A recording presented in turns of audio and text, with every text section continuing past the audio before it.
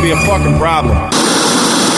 The following feature has been rated R by Timur Radicek. Parental guidance is suggested. It is intended for mature audiences and parental discretion is advised. If you're offended by any word in any language, it's probably because your parents were unfit to raise a child. You better smoke another blunt. Welcome. This is Laugh or Else. Laugh or Else. Your host, I know I'm a stud. Timur Radicek. Makes your farts smell like you're a cannibal. That had to be some vile poop. It must have smelled like he needed surgery. Laugh or Else. For the next 2 hours, you are invited to take part in a terrestrial radio experience unlike any other found on commercial radio.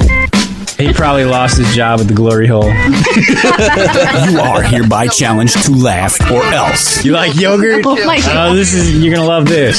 Vagina yogurt. Our mission, which we have all selflessly accepted, is to exploit that raw emotion that solicits a deviant smile and induces inappropriate laughter. Welcome to the Laugh or Else radio show on 89.3 WNUR-FM. Du Scheiße. Ach du Scheiße. Why you bother, Rena? What's wrong, Daddy? I know what's wrong with that crazy motherfucker. He just stand by the goddamn window with that fucking AK all day. You don't work, you don't fuck, you don't eat on the goddamn thing. I see death around the corner. Oh, yes, I do. I see death everywhere these last couple of months, and it is all in the music industry as far as rock legends go. We've lost a number of very memorable and influential artists over the last couple of months. That would include Lemmy, a.k.a. God. If you didn't know Lemmy was God, well, only his mortal soul had passed on. The rest of them lives up in heaven with Jimi Hendrix and everybody else. But we also lost Lemmy's drummer, The Animal, not to mention David Bowie, and just most recently, one of the founding members of Jefferson Airplane, one Mr. Paul Kantner, whose credits include many of Jefferson Airplane's legendary classics, including the one I just played before we opened the show that was featured in the Cable Guy film. Jim Carrey, an insane character, yet he's talented to the degree that he can sing. So he's actually did a cover of The Walrus by the Beatles on some Beatles tribute album, which was really good. So that's it. I hope you enjoyed K-Sound. This is the Laugh or Else radio show. My name is Timur Radicek, and if you wanted to get in touch with the show or call out and just request a song you want to hear, you could do so by calling the number area code 847-866-9687. Again, that number is area code 847-866-WNUR. I got a lot of great stuff. Usually the show is filled with characters. Today it's a solo show, and the show must go on. So I'm gonna continue as if everybody were here, and usually open the show with some news out of Chicago. First, I want to say to one Mr. Rauner, Governor Rauner, you should really go kick rocks, dude. Your decisions are leaving people with very bad anger towards you. I say this in regards to the rejected 8 that had just come from his office. They were trying to expand the pilot program here in Illinois, and I don't know why they haven't yet. There's only something like 2,500 or 3,000 people involved in this program, and it should be a little more than that if they want to get some data, some real hard data on results and those kind of things. But I don't know. They're not. I think they're just trying to divvy up control before, they put it out there for everybody. So yeah, I got an article. I'll read that in a little bit. But also, I should lay out a disclaimer. Portions of WNUR's programming may be considered inappropriate for younger or more sensitive listeners. So if four-letter words in music offend you, you're probably going to want to tune out, because I'm going to play a bunch of that. WNUR believes this material to be artistically and culturally significant. We will only play this type of music between the hours of 11:30 p.m. and 6 a.m. You could hear replays of the show on YouTube by using the hashtag LOERadio if you want to catch up on previous episodes. But as far as the intro goes, that is probably the last time you're going to hear that intro. I'm working on a new one that'll probably be out next week. I got the week off from work. I finally get some time to myself. But I'm going to play some music, and then we'll come back, and then we'll talk about some Chicago stuff. So right now, I'm going to drop it old school. Maybe you guys have heard this before. Leaders of the New School, featuring Tribe Called Quest. Scenario. Right here in WNUR. Here we go, yo. Laugh or else. Whoa! I get your hands in the air and get the clapping them and like back and forth, because this is what you thought it wasn't. It means the brothers representing the 30 dozen. I beat the FO, the double G. And check out my man, he goes by the name of Slim Shady, that's him. His name is something like Jay Brady. I got no bars, and I'm your DJ for the night. This is Tim Radicek. Welcome back to the LOERadio Show. I hope you enjoyed Leaders of the New School, as well as DMX and a little bit of Genuine.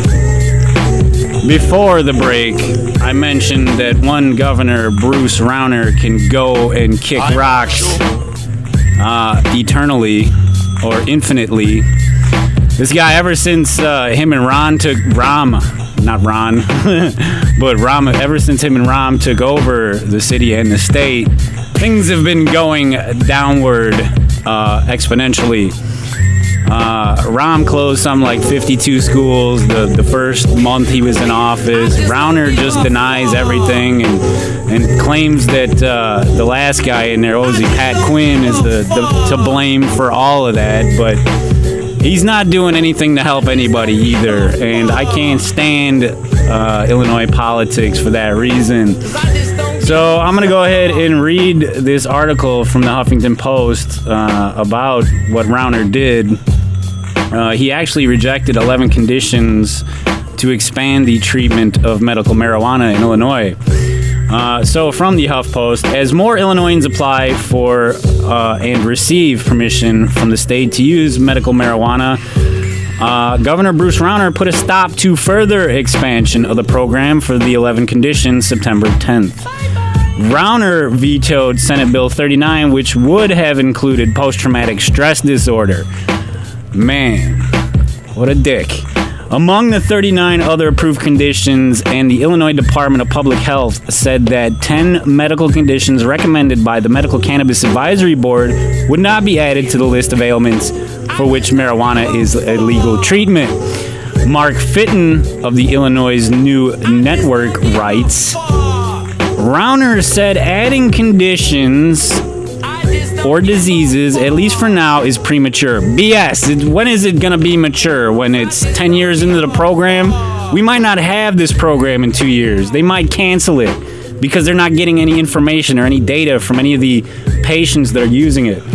The pilot program is moving forward but remains in its early stages, the governor wrote in the veto message. Cultivation centers are just beginning to grow their crops, and the first dispensary was licensed at the end of August. No patients have yet been served, and consequently, the state has not had the opportunity to evaluate the benefits and costs of the pilot program or determine areas for improvement or even whether to extend the program beyond its pilot period, Rauner wrote. What a dick. So far, about 3,000 Illinoisans will be eligible for prescription marijuana when it becomes available, possibly later this year. Last month, Rauner used his amendatory veto powers to deny any extensions of the pilot program from January of 2018 to 4 years from the opening of the first dispensary. In his veto message of House Bill 3299, he instead suggests a 4-month extension, saying that it would cover delays in the program startup. There's nothing but delays since this program started. How can there be, 2 million people in Chicago and only 3,000 people are getting treatment after going through all the paperwork? The Rauner administration and the principal proponent of the pilot program, Democratic Rep. Lou Lang of Skokie, Skokie's another place you can't live in, are still discussing a possible middle ground. Among the conditions rejected by Rauner for medical marijuana treatment were post-traumatic stress disorder, which is a blanket ailment. There are people that have this from every walk of life, and if a little bit of medical marijuana could cause or can ease the stress and ease the anxiety and whatever else that post-traumatic stress disorder gives a person, I think that it should be one of the first ailments that should be expanded to include. The other ailments that were denied were anorexia nervosa, chronic post-operative pain, Ehlers-Danlos syndrome, not Danlos, I'm not sure what that is, irritable bowel syndrome. So if you get the major runs, they believe medical marijuana might have been something that can help, but we'll never know because they rejected the expansion. And migraine headaches. There are 5 other conditions that were rejected, but are not included in this list for some reason. So Bruce Rauner, maybe you should start helping your constituents, man. I don't know. Ever since Rod Blagojevich, governors in Illinois are nothing but filth. So I won't be voting for him at all. Not like I voted for him last time, but still. Got a lot of other news coming out of Chicago. Let's see if I could cue up some background music here. We'll go with some more hip hop. How's that? There we go. All right, so more from Chicago. By the way, it is currently 12:37 a.m., January 31st of the year 2016 of our Lord. It is a whopping 44 degrees here at Chicago's lakefront. I spoke about Paul Kantner of Jefferson Airplane dying at age 74, one of the staples in the Jefferson Airplane group. He was one of the founding members. Also today, or actually yesterday, was Phil Collins' birthday. He turned 65. Amazing, and that man is still going. But if his life expectancy is any clue to how long he'll be around, he's probably got less than a decade. So I'll make sure to play some of his music tonight. So we go to a local story here from the Daily Herald. Man sentenced to 3 years for stealing 1,868 cases of beer. Actually, I believe he stole a trailer full of beer. A Melrose Park man who went on a beer run some college students only dream about is headed back to prison. Thomas Gibbons, 48. Any relation to Barry Gibbons? Or, who is it? The Gibbons from ZZ Top. 48 pleaded guilty Wednesday morning to theft of between $10,000 and $100,000 moments before his jury trial was set to begin in DuPage County. He was sentenced to 3 years in prison and $517 in fines. He will turn himself in on February 2nd to begin serving his sentence. Prosecutors said Gibbons stole 1,868 cases of beer and a trailer they were being transported in from a McHenry-based Miller distributor. You can't mess with Miller. It might as well be the FBI you're tampering with. Using GPS, the Greater Metropolitan Area Auto Theft Task Force tracked the equipment to a commercial property connected to Gibbons on the 400 block of Industrial Drive in Bensonville, where they also found most of the beer. Hopefully he emptied a bunch of it before they found it. According to court records, Gibbons has served time in prison for assault, vehicle theft, and burglary. He also has a history of violating orders of protection and crimes against the police. Gibbons has been set free on $25,000 bail since November 9th of 2012. I don't know why you thought you can get away with stealing an entire truckload of beer. That kind of stuff is pretty difficult to cover up. So well done there, guy. You obviously shouldn't have done that. In more news out of Chicago, this one it makes me cringe just looking at the title. That we're wasting tax money for the courts to prosecute these kinds of charges. So from the Daily Herald, Panhandlers win in court over sheriff's office in Chicago. So Panhandler was brought to court for what? Well, let's find out. From the AP, Chicago, a jury at a federal civil trial Thursday awarded $1,500 each to two panhandlers who took one of the nation's largest sheriff's offices to court for violating the constitutional right to ask passerbys for money. So it's your constitutional right to ask people for change or money. You'd probably get change first, so don't ask for 20s. Jurors returned after just 4 hours of deliberation with a finding that the failure of the Cook County Sheriff's Office to train deputies on panhandler rights led its deputies to order Kim Pindak, 63, and Sam Phillips, 57, to stop begging on Daly Plaza, a busy public square in downtown Chicago. Pindak and Phillips said the deputies' actions violated their free speech rights under the First Amendment. So I would assume. The panhandlers' lawyers said securing a finding that departments must ensure staff understand panhandlers' rights, not money, was why they chose to litigate the case for nearly 6 years. The $3,000 award was also more than they expected to win. That's probably 4 years' salary to a panhandler. It's wonderful that two people who panhandle to make ends meet can come to court and hold accountable the sheriff of one of the largest counties in the nation. Lead plaintiff attorney Adele Nichols said outside of court after the jury's decision. A lawyer representing the sheriff's department, Anthony Zetchin, referred during closing arguments Thursday to Pindak's talent at chess, alleging several times that his 2010 lawsuit was primarily a money-making scheme. The attorney told jurors, "You're just pawns being manipulated by Mr. Pindak." Wow. The lengths an attorney will go to prove that a homeless man, well, I don't know if he's homeless, but a panhandler shouldn't be considered any form of class in society. So, speaking outside of the court after the decision, Pindak said he plans to spend most of the $1,500 on necessities, including clothes and shoes. I might get a chess book or two, he said. The next step, Nichols said, would be asking the president judge in Chicago U.S. District Judge Rebecca Pallmeyer to issue an injunction ordering Sheriff Tom Dart to train staff properly.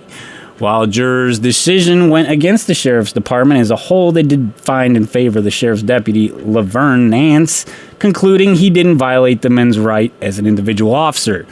BS.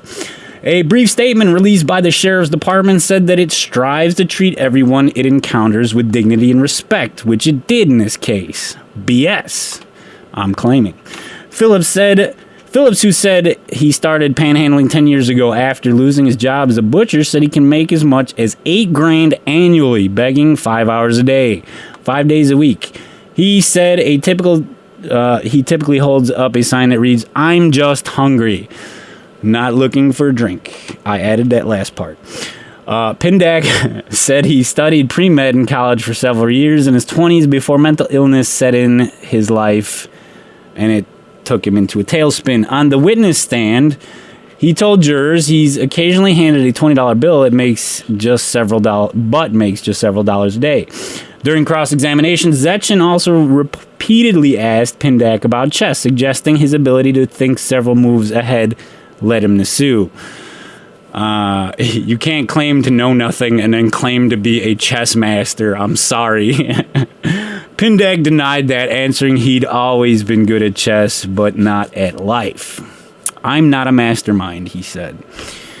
So, good on you. I mean, you're just out there, unless you're like, you know, filthy and nasty and you smell the high heaven, the cops should just leave you alone. It's not like you're grabbing it, groping on people that are walking by, or like pulling them into dark alleys and robbing them. You're just asking for money. And I think they should be let to do just that. I mean, what are you going to do? There's guys on the side of the Edens and Eisenhower when you get off the expressway. You're not going to give them any static. Why would you? These people are just out there trying to get something to eat in most cases. I'm not saying all of them, because I know there are dudes. I had an experience one time where I pulled in a Wendy's drive-thru at about 1 a.m. And there was a homeless guy at the front where, you know, you come around the building. And he's like, hey, you got a few bucks to help me out? I said, no, dude, I'm sorry, I don't. But when I got to the window, I ordered like 2 or 3 extra burgers. So I was going to give them to him on the way past. And then I pulled up to the window, got my food, moved up 20 feet to address the guy and ask him, hey, if you're hungry, here's some burgers. He said, nah, man, I was just BSing. I wanted to get some booze. And I said, well, screw you. And thanks for making me spend extra money. So there are those types out there, but show some compassion. And you see somebody that's hurt, obviously hurting. I mean, a guy or a girl that's completely down on their luck, and you know $2 ain't gonna break your bank. Pass it along, man. Pay it forward. Do something.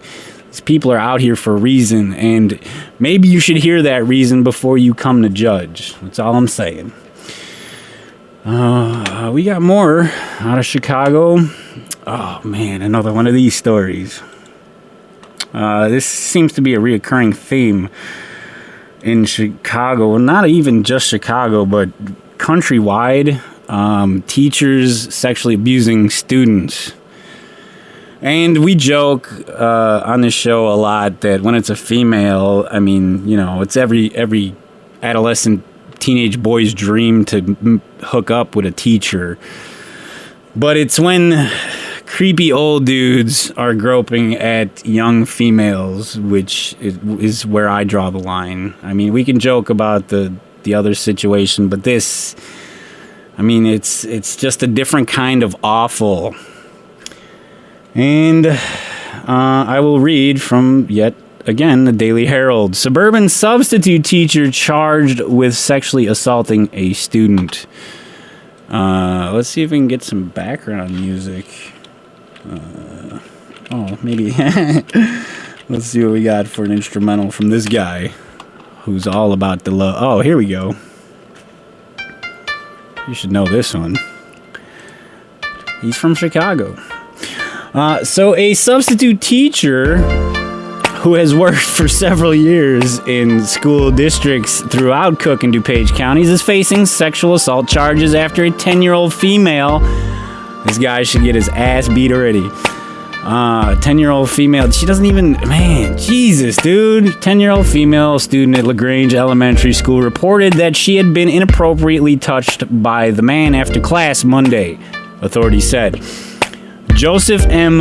Gerzechk, 56 of Westchester, was arrested Tuesday and charged the next day with predatory criminal sexual assault of a child and aggravated criminal sexual abuse, according to the news release from Cook County Sheriff Tom Dart's office. Funny, Tom Dart was part of that last article. Cook County State's Attorney Anita Alvarez office also issued a news release regarding... You know, it's funny how those guys that were under so much heat 2 months ago are easily blasting on a civilian.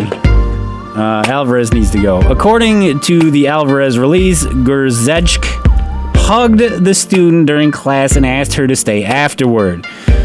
Okay, you don't hug kids at school, man. I mean... I guess there would be a situation where, like, if a student lost its mother, it would probably be okay to console them. But other than that, don't put your hands on a minor. After the other students had left, Grzelczyk is accused of hugging the girl again and fondling the victim under the child's clothing. I'm seething already. I want to go and punch this guy straight in the face immediately. The girl disclosed the assault to a classmate during lunch and then reported it to school officials Monday after school had ended, Alvarez's office said. Authorities said the assault took place at LaGrange Highlands Elementary School. Grzelczyk had worked at the district as a substitute teacher since 2004, Dart's office had said. According to the Illinois Teachers Retirement System records, Grzelczyk also has worked at Villa Park Elementary, District 45, Villa Park-based Salt Creek Elementary, District 48, Hinsdale Elementary, District 181, and LaGrange Elementary, District 102. And who knows what kind of trouble lies in this guy's wake. TRS officials said he began working as a substitute teacher in 2001. According to the agency's records, Grzelczyk hasn't worked as a substitute teacher outside the district where he is accused of assaulting the students since 2009. Before that, he worked exclusively in District 102 in 2001 and 2004. In this 2005 school year, he logged 65 days with District 45, 22 days with District 48. Who gives a damn? During the 2006 school year, he worked only at District 45. Okay. Gene Hackensmith, District 45's Community Relations Coordinator, said Grzelczyk went through the standard state and federal background checks before being allowed to work as a substitute there. After the 2009 school year, Hackensmith and Grzelczyk, man, that sounds like an awful story. Hackersmith and Grzelczyk didn't respond to the annual letters sent to the district's roster of substitute teachers asking if they were interested in coming back. He hasn't worked in the district since, she said. Since the 2010 school year, Grzelczyk has only worked at District 106 as a substitute teacher, logging a total of 269 days through last year, TRS records show. Cook County judge set Grzelczyk's bail amount at $750,000, which is probably half of what I would have put on his face. He remains in custody, officials said. His next court date is February 24th. Hopefully he gets the electric chair. Sheriff's investigators are asking anyone with additional information to call them at 708-865-4869.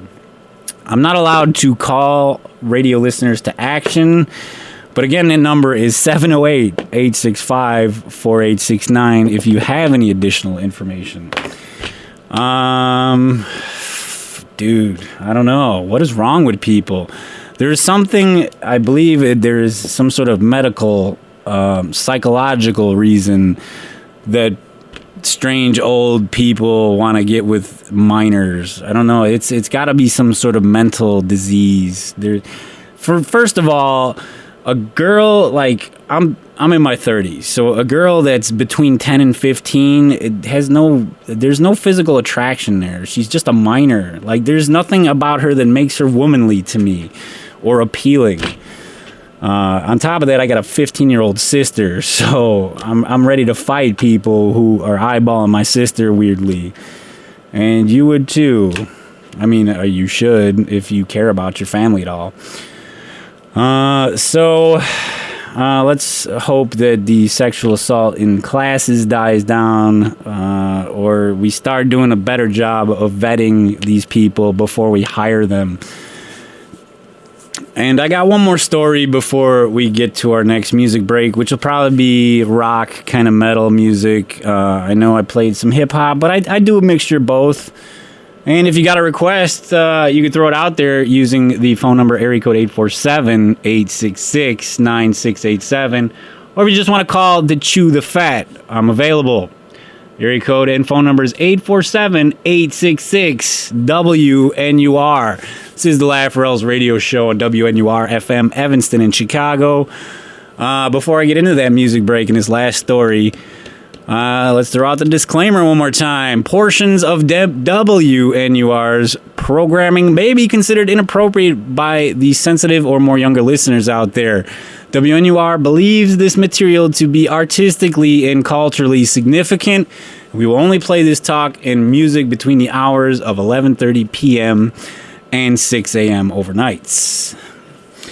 And as I mentioned, the final story that I got coming out of Chicago is in regards to the Joe Glenowitz case. There's been a lot of twists and turns in that case ever since the manhunt for the 3 individuals that did not exist began somewhere, I don't know, I want to say back in November. It was a few months ago already. But the headline of this article is the widow of disgraced Fox Lake cop faces misuse of funds, money laundering charges. So this family can't catch a break, man. They lost the father, the husband, due to suicide, which it turns out nobody shot him. He killed himself. And it was because of embezzling money from the department. And it's weird how these articles kind of pile up on this family. And I believe it's only because they're trying to hide the other guilty parties that are out there. And I wouldn't put it past anybody with an official title to try to bury just a regular person to clear their own name. So let's go ahead with the article. Also from the Daily Herald. It's a great source for material. What can I say? The widow of disgraced Fox Lake Police Chief Lieutenant Charles Joseph Glenowitz was charged Wednesday with a series of financial crimes that her attorney says make her a victim of her husband's secret action. Yeah, it's kind of weird. You can't. How is it you could prosecute somebody else for just being married? So Melody Glenowitz, 51, was indicted and charged by a Lake County grand jury with 4 counts of dispersing charitable funds without authority for personal benefit or use and 2 counts of money laundering. So what was she doing? Did she buy a store and just launder money through it? If found guilty at the trial of the most serious charges, she can be sentenced to 3 to 7 years in jail. The charges are also probational.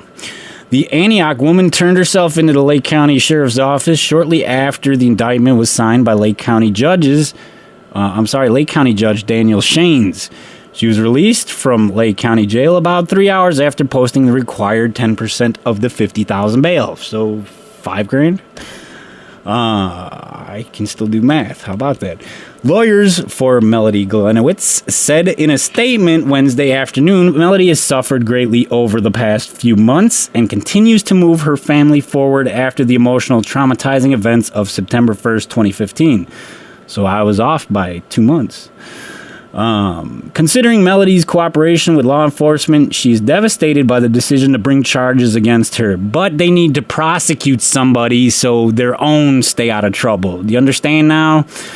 Melody is a victim of her husband's secret action and looks forward to her day in court to show the world her innocence. Neither defense attorney Donald Morrison for nor Glenowitz commented when they arrived at the sheriff's office about processing or after Glenowitz was released from jail at about 4:15. The charges are related to an investigation that began in November into the finances surrounding the Fox Lake Law Enforcement Explorer Post 300, authorities said. Lake County Sheriff's spokesman Christopher Cavelli said that Lake County Major Time Task Force investigators found inconsistencies in financial documents for Joe Glenowitz while investigating his September death. During that investigation, task force officials determined Glenowitz had killed himself and staged the death as a homicide to cover up financial embezzlement from the Explorer Group. I don't believe that last statement. I don't think it went down that way. I think somebody covered up his death, which could have been a homicide, but not by the suspects they were proclaiming originally. So let that sink in a little bit. Joe Glenowitz oversaw the Fox Lake Explorers for more than 2 decades, authorities said, and Melody Glenowitz held a fiduciary role in the group as an adult advisor. Authorities said the task force investigation showed non-business related funds had been withdrawn and money laundering had occurred. Okay, how? After the investigation was turned over to the sheriff's office, a team of 3 detectives and a sergeant was assigned on a full-time basis to investigate more than 10,000 financial documents that were recovered, Cavelli said. How much longer is this article? I'm going to skip ahead a little bit here. This entire matter has been a sad and tragic saga for the village of Fox Lake. What? The village of Fox Lake? What about the family of the cop? They've been kind of embarrassed, don't you think? Lake County State's Attorney Michael Nerheim said in a release, "My hope is that we will be able to close this unfortunate chapter and move forward with ensuring a professional and transparent police department dedicated to the citizens of Fox Lake." Fox Lake officials issued a statement saying allegations Melody Glenowitz participated in an embezzlement scheme that victimized a youth organization, its members, and the entire community. These are extremely disappointing. Jesus. You couldn't, there wasn't enough happening to this poor family. Now you got to drag the mother to jail. The kid's even under investigation, like I said, who's a military vet right now. So, man, let this family go. Leave them be for a minute. Let them recover from this incident. It's tragic, man. I mean, like I said, I'm pretty sure it all boils down to some higher official trying to keep his name out of the limelight because, power and control, money over bitches, as Tupac used to say. So it is that time of the show. We're going to take our next break. It is 1:01 a.m. And I got some new stuff from Megadeth, who had just released an album earlier this week. Coming up after that, you'll hear some Nirvana and maybe a little bit of Ronnie James Dio. I might mix in some Phil Collins later in the show, but right now, this is what I got picked out for you. So check this out. It's the new Megadeth from their latest album, which is called Dystopia. This is Death from Within. Check it out. WNUR-FM, Evanston, Chicago.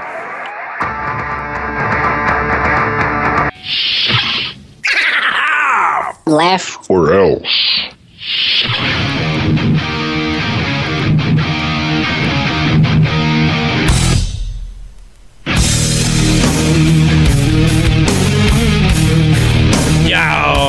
Welcome back to the LOERadio Show here on fantastic WNUR-FM, Evanston and Chicago.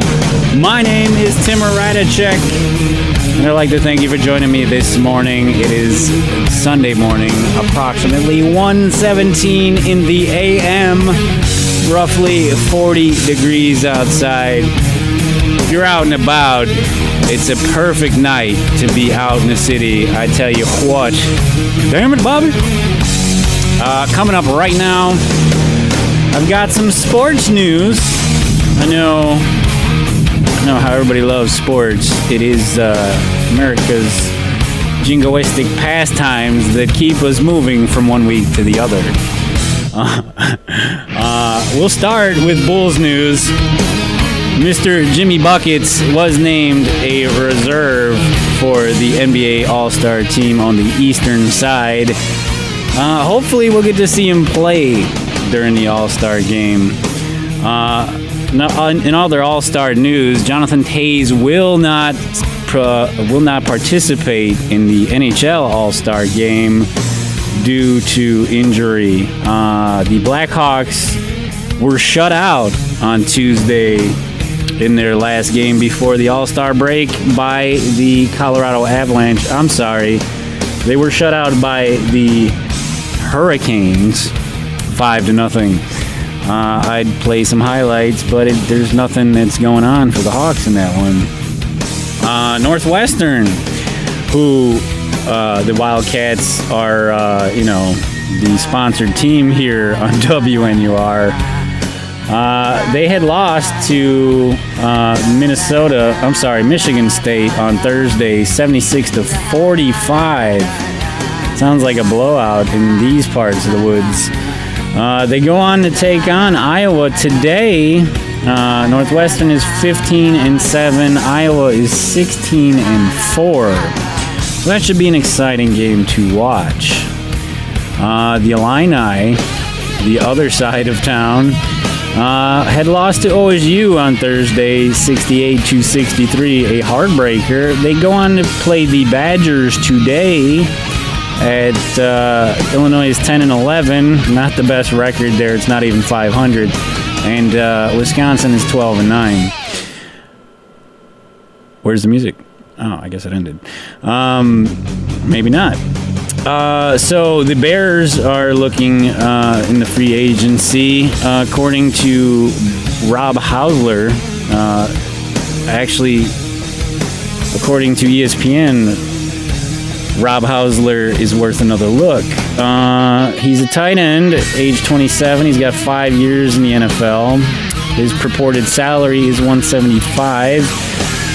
Key statistics of the 2015 season, he had 3 catches for 27 yards in 4 games. Wow! An astonishing player if I've ever heard of one. Meanwhile, Greg Olsen is over there tearing things up for Carolina. I don't know why the Bears ever got rid of him. The outlook on one Mr. Rob Hausler is a 6'5".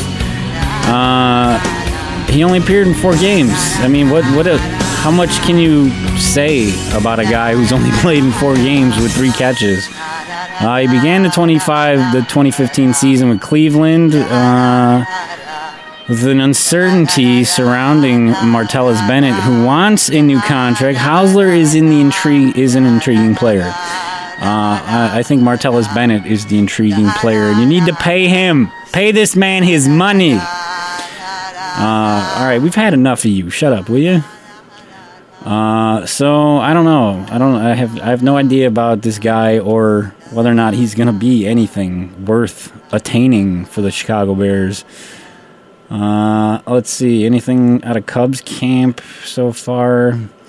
The Cubs appear to set their spring roster to include 18 invitees. From ESPN, the Chicago Cubs on Friday released their spring training roster, which included 58 players, 18 of whom are non-roster invitees. Top catching prospect Wilson Contreras will attend his first big league camp with the Cubs. This, along with off-season additions such as Jason Hayward and John Lackey. The spring invitees include 10 pitchers: Stephen Fife, Brandon Gomes, Gene Machi, Felix Pena, Jonathan Pettibone, Armando Rivero, Drew Ruchinski, and Dwayne Underwood. 3 infielders have been invited: Munerio Kawasaki, Jesus Guzman, Christopher Negron. 3 outfielders got invites: Alberto Almora, John Andrioli, and Juan Perez. 2 catchers will be joining the big league camp as well: Taylor Davis and Tim Federich. Players not on the 40-man roster. Hang on, let's get this pumping here. Anything? Come on with your intros. There we go. Players not on the 40-man roster and those brought in from outside the organization can be invited to big league camp. The Cubs' first draft pick in 2015, Ian Happ, was not invited and will participate in a minor league camp instead. In the past, players such as Chris Coughlin and Jonathan Herrera saw significant playing time after attending spring training as non-roster players, but this season will be much more difficult for an invitee to make the trip back to Chicago in April. The Cubs are much deeper. That I like to hear. The following position players are locks to make the team: Anthony Rizzo, Ben Zobrist, Addison Russell, Chris Bryant, Kyle Schwarber, Jason Hayward, Jorge Soler, Chris Coughlin, Tommy La Stella, Javier Baez, David Ross, and Miguel Montero. Assuming the Cubs carry 13 position players, that leaves 1 spot open for either an infielder or an outfielder. With Baez getting experience in the outfield this winter, the Cubs probably would need another infielder, though holdover Matt Scherzer might be an enticing choice for this defensive prowess in the outfield. Arismendi Alcantara is looking for a bounce-back year, so his versatility could be in play as well. There will be even tighter competition on the pitching staff based at the end of the last season. Here are the favorites to make the team: Arrieta, Lester, Lackey, Hamill, Kyle Hendricks, Adam Warren, Travis Wood, Clayton Richard, Trevor Cahill, Justin Grimm, Pedro Strop, Hector Randone, and that leaves the likes of Neil Ramirez, Rex Brothers, Zach Roskup, and CJ Edwards fighting to unseat one or more of these names. The Cubs also keep 13 pitchers or send one of the relievers to the minors as a starter. They have the option as long as they are all healthy. Pitchers and catchers report to Mesa, Arizona, February 19th with a full squad of workouts beginning February 24th. So, the Cubs look like they're going to be playoff contenders again this year, and I look forward to seeing this season of baseball. It should be something special. I mean, especially with the Cubs taking off like they do, or like they have been. So February 19th is when they start calling people into camp. And we'll make sure to keep up with that when that starts happening. But until then, I have to take my final break.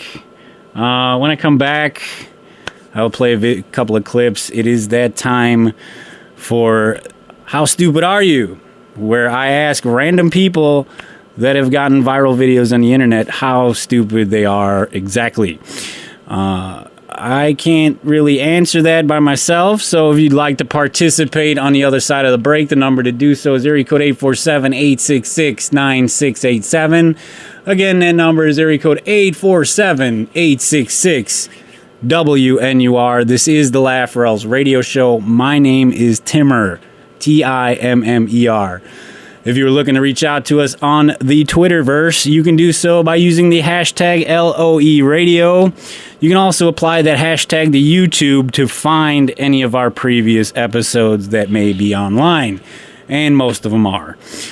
Actually, the last 2 weeks, I've gotten tire shows up there. So you can go back and listen to all the great stuff, including the celebratory episode with the troops we had last week. I'd like to, again, thank Adam, Kid, and Navy J for showing up. So it is that time. We're going to take our last break. I think I'm going to go back to hip-hop this time. And we should lead it off with some Tupac. And one of my favorites, this one is called Lord Knows. Check this out. WNUR-FM, LOERadio Show. Hi, this is Ron Function. No, that's not my name. Use this whole thing. This is Ron Funches, and you're listening to Laughs or Else. I don't know what the or else is. I assume it's like crying.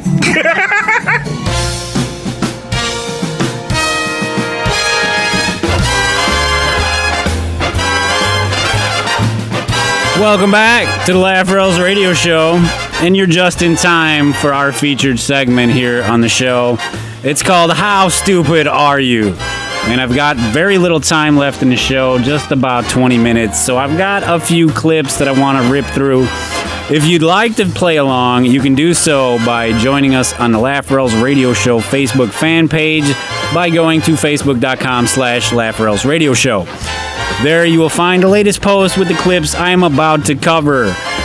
For 100 points, if you can name this song and comment on that post and tell me what it is, I'll shout you out next week on the show.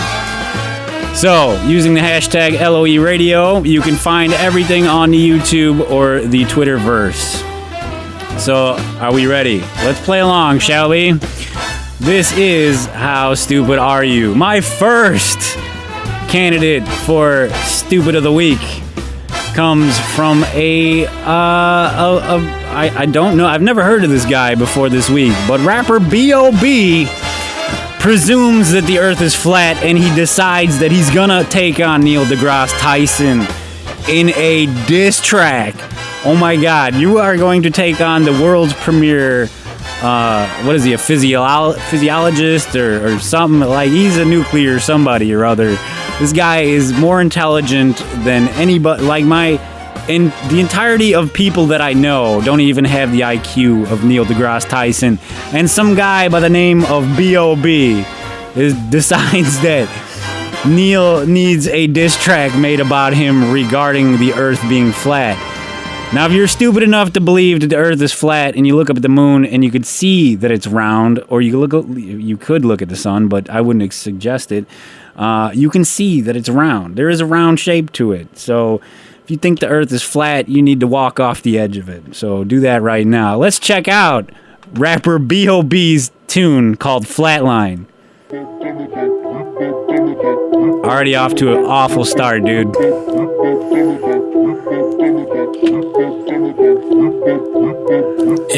Yeah. You ain't seen my best. I haven't. Checkmate. In a game of chess. Globalist. See me as a threat. Free thinking. Got the world at my neck. Ha! Am I paranoid? Picture Malcolm X in a room full of pigs trying not to bust a sweat. Ayy. Neil Tyson need to loosen up his vest. They probably write that man one hell of a check. Ayy. I'm over here on this side of town. Come on over here. Try to clown. Ayy. I never pipe down. If they weren't coming for me, then they definitely coming for me now. I can't even keep my phone charged up. All the shit I'm talking, I should get my own barred up. Rappers, get off of my dick and get your own bars up. Vladimir and Liz's breath got the clone skirt, cuz whoop. Use your common sense. Why is NASA part Department of Defense? They divided up the seas into 33 degrees, feeding kids masonry. Bruh, be careful what you read, flatline. Okay. Hold on a second there, pal. From what I just heard, he's mixed in like every damn conspiracy theory out there so far. The Masons, the 33rd degree, all of that nonsense. When are you going to get to the world being flat, dude? The Department of Defense has NASA on its payroll because they launch rockets, dude. That's it. That's the short of it. Flatline is no superior bloodline. Flatline. You got me once, but that died. Ay, voice. Do I have a voice? Do I give a fuck? Do I have a choice? Joint. I roll up a joint. Keep my shooters in the game like I hate to disappoint. I see only good things on the horizon. That's probably why the horizon is always rising. Indoctrinated in a cult called science and graduated to a club full of liars. Heliocentrism, you were the sixth victim. Fuck you and your team, you can sit on the bench with them, they nervous. But before you try to curve it, do your research on David Irving. David Irving. Let's Google what happens. Who's David Irving? I'm not sure. This guy's got bars and he's got a flow. It's pretty decent, but I don't think his subject matter is impressing anybody.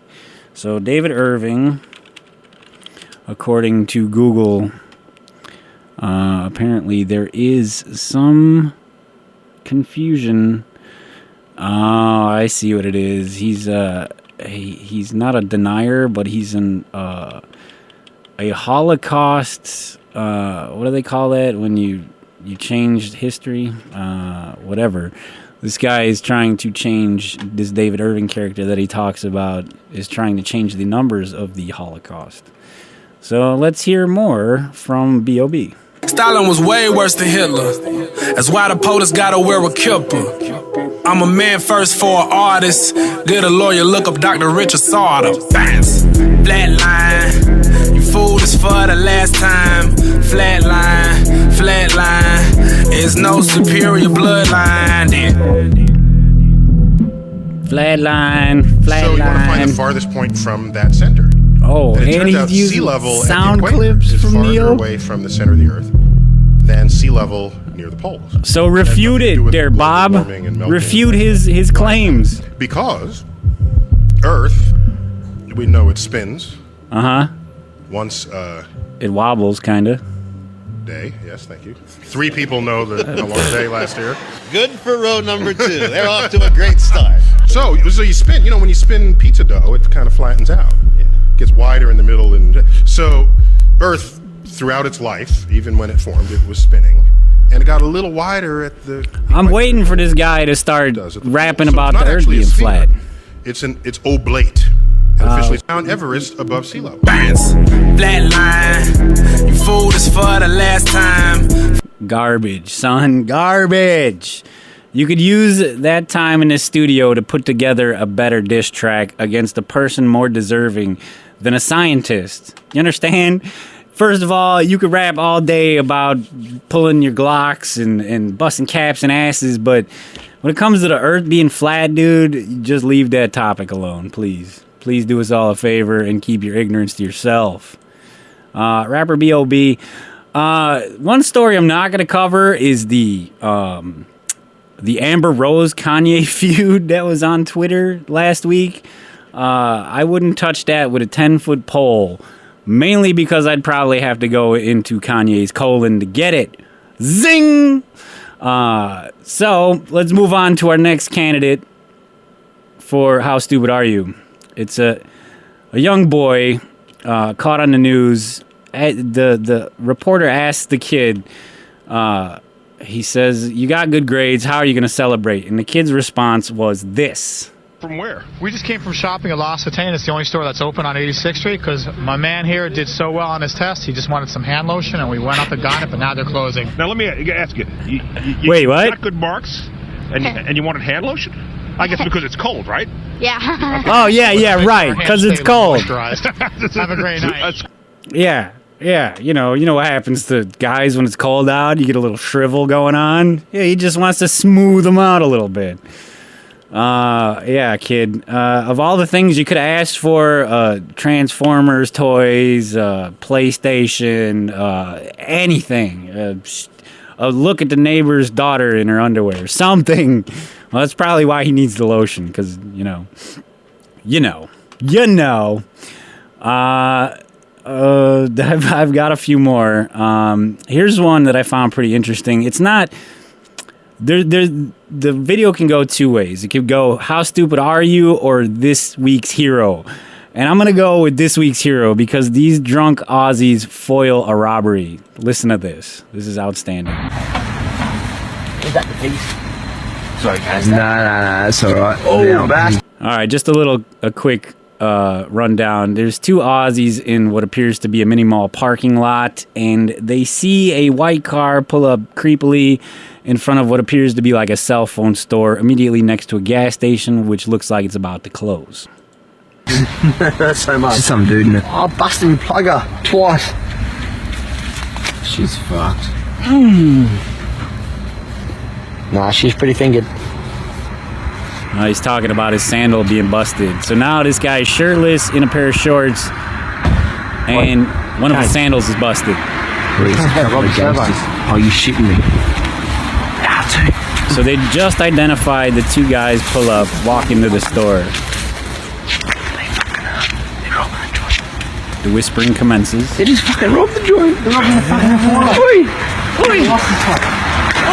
Well, they haven't got one. They've fucking got no plate in the cafe. Oi, this is... All right, so these guys walked about 50 feet across the parking lot to approach the vehicle where the two dudes are inside thieving right now. So they're walking around this guy's car. Funny as fuck. They got no number plate in the car. Oh, he opens the driver door. I've got the fucking keys. Pulls the key out of the ignition of the running car, which is the getaway vehicle. He just threw the key. James, let's get the fuck out of here. Nah. Let's go to the survey. Wait, call the cops. Call the cops. Call the cops. 000. Yep. Call the cops. So they notice that the guy in the gas station is locking the doors and cleaning up, so they're trying to get his attention to call the cops. But by doing so, I believe they've alerted the crooks out front. The guys come out of the store, try to hop in the car and leave, only to find that the keys have been removed, and this guy is in their car, rooting around now.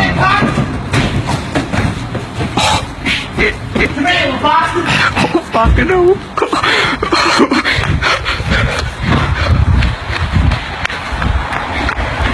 This Aussie has such a large set of cojones that he is chasing now the criminals that have run from their car when they figured out there's no keys in it. And he's got one sandal, which is why you hear slap, clop, slap, clop, slap, clop. They're running. They've run, yes. A drunk, half-naked man with a broken sandal is chasing you after you've just robbed a cell phone store. Obviously, you're not going to stick around. This guy's looking to either beat your ass or tie you up until the cops show up. The Bobbies. Wait, I got the whole fucking thing on video. Oi. I got the whole fucking thing on video, cunt.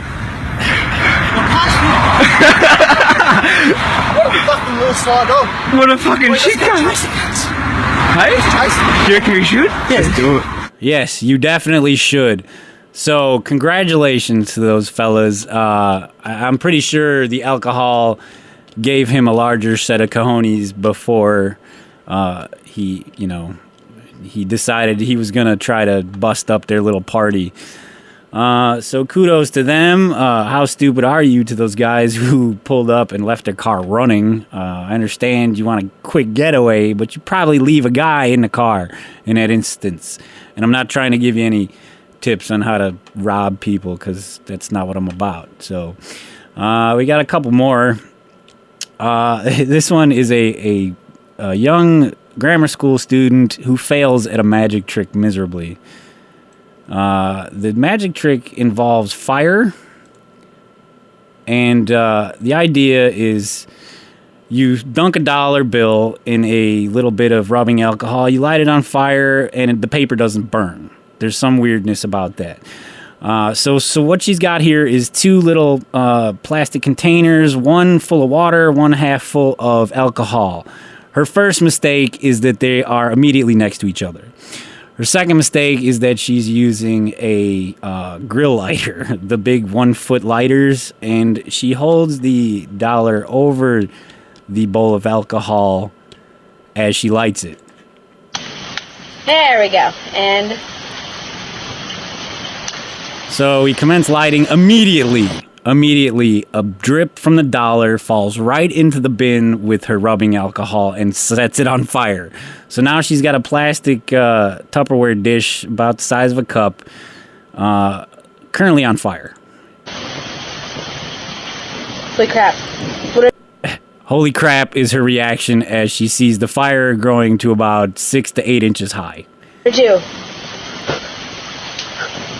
Blow out the fire, blow it out. Holy crap. Okay. All right. So she thinks that pouring water, the other container, on top of this container is going to maybe put out this fire. But instead, as you can guess, things go wrong. Jeez. So now she's filled up the alcohol container with the rest of it with water. And at this point, it's right at the lip and it's still on fire. Oh, she's panicking. Yeah, I don't even know what I'm doing here. Now she fills it up all the way to where it overflows, and now the fire is caught onto her table. Crap. The video ends there, because now she has to run and get an adult with a fire extinguisher. Congratulations. You have been nominated for the Darwin Award. I hope you don't plan to try any more of these stunts at home without adult supervision. Idiot. And then finally, an awful, seeing as the Super Bowl is right around the corner, there's an awful fight song going around from a Panthers fan. And I will leave you with this, and then it'll be time to log out. You know what? I'm going to skip that because it's really awful. You can check it out on the Facebook page. I'll post it there. But instead, we're going to go with two mothers arguing over whose kid is actually the bully. This one comes courtesy of Live Leak.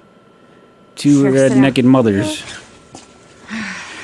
And their confrontation about which son is the bully. Hey, I just heard the way that you talked to my son on the phone. He was on speakerphone, and I ran over here. To punch you in the face? Serious issues with your child. You have said that you have told Daniel that he bullies you. The whole classroom, the whole hoverboard thing was unnecessary, the way you talked to my child. He didn't tell Daniel that he bullied him? I'm telling you. No. Okay? You're not listening. Wait, he's the one. Don't raise your kids raise your voice in front of my kids. I don't talk like that to my kids. Yeah, look, don't make... I'm out of breath because I was holding a 45-pound baby. Okay, well, you shouldn't be running with a 45-pound baby in your hand, then that's not responsible. What kind of baby is 45 pounds? Has bullied my son, pulled his pants down, and stuck pencils. Your son has told my son that his balls smell like cheese. No. Yes. Pull his pants down. Mason, don't act like you don't know. The whole classroom saw it, and the whole classroom is going to file the report. And so are we my to the son's principal. balls smell like you pulling his cheese. pants down in the classroom and told him he was too fat and to move his butt over. And actually, he did order you a gift on Amazon. I'm his mother. Oh. I'm the one that picked it out. And yes, he is given a hoverboard. Not that it's any of y'all's daggone business. Any if he is y'all's or isn't, daggone business. Or whether we got him a gift or not. Your son has bullied him, and what he does to Luke, all the other parents are coming up to me in your neighborhood that you've been here for a long time. Really? Because I was just and talking told to me. Allie. They all She came doesn't to even me know last you. night. I met her last night. She says she doesn't know and you. They Oh my all God. told me about the problem that Mason is lying. Mason, and a what kid Luke whose name and is what Mason Jason is told me probably what you the did to problem. school. Yes, I am recording. Oh. Press charges for you smacking my phone. Oh. Every bit of it. Now what? Get off my property. Fight, Touch me, fight, get fight, off my fight. property. I don't have to. Get off my property. Touch me. Fight, Get fight, off my fight. property. I am calling. Cut that bitch. So there you have it, folks. Two parents arguing over which kid's the bully. Don't know who to believe in that situation. Kids are obviously telling stories to each other's mothers and making the other one look worse than they really are. In which case, the adults should know better and act like adults, but they don't. They come over and argue like children. So that's going to do it for the LOERadio Show. I hope you enjoyed yourselves as much as I did. We'll be back next week. Same bad time, same bad channel. But if you want to look for more from the LOERadio Show, you can do so on the Twitter using the hashtag LOERadio. The hashtag also applies to YouTube and Facebook, so you could use it there as well to find previous clips and episodes in their entirety. I have been Timur Radicek, and I must thank you for tuning in. This is WNUR-FM, Evanston and Chicago. Coming up next, our wearing time are Ryan and Evan. But before I go, I have to say another farewell to the late Paul Kantner from Jefferson Airplane, and I will do so with the volunteers from Jefferson Airplane. So check it out and stay tuned for Wearing Time of Ryan and Evan. Thanks again for listening.